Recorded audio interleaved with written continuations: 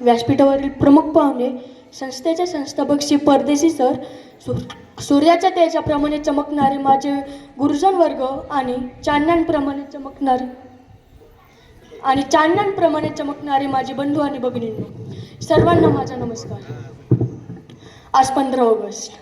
आज आपल्या भारताला इंग्रजांपासून स्वातंत्र्य मिळालेला दिवस आणि या महत्त्वाच्या दिवशी मला 2 शब्द बोलण्याची संधी दिलेले माझे गुरुजन वर्ग, त्यांचे मी हृदयापासून शतशः आभार मानतो. रंगबलिदानाच्या त्या तिरंग्यात पाहावा, उत्साह हा देशप्रेमाचा अंगी संचारावा.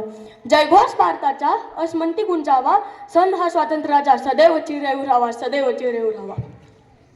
आपल्याला स्वातंत्र्य मिळालं आहे ना, ते इतक्या सहजासहजी मिळालं नाही. वंदनीय मंगल पांडे, भगतसिंग, राजगुरू अशा कितीतरी महावीरांनी आपल्या प्राणांचे बलिदान दिलं. त्या सर्व महावीरांना मी नमन करतो. आपला भारत देश प्रगतीपथावर सुद्धा चाललेला आहे. काही वर्षांपूर्वी आपला भारत देश 10वी अर्थव्यवस्थेवर होता आणि आज आपल्या भारताने प्रगती करून 5वे स्थान मिळवले आहे.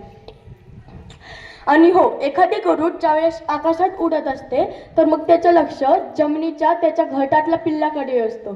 तसेच आपल्या शाळेचे श्री परदेशी सर यांचं लक्ष आपल्या सर्व विद्यार्थ्यांकडे असतं. खरंच खूप अलर्ट आणि अवेअर राहायला लागतं सरांना. Thank you so much sir. मित्रांनो, कोरोना काळात भारताने अमेरिकेला सुद्धा मदत केली. काही वर्षांपूर्वी भारताने अफगाणिस्तानात भूकंप झाले होते तर गहू आणि सैनिकांच्या स्वरूपात पाठवून मदत केली. आणि तसेच श्रीलंकेलाही हजारो टन तांदूळ आणि सैनिकांच्या स्वरूपात पाठवून मदत केली. आज हा आपला भारत देश मदत मागणारा नाही, मदत करणारा बनला आहे.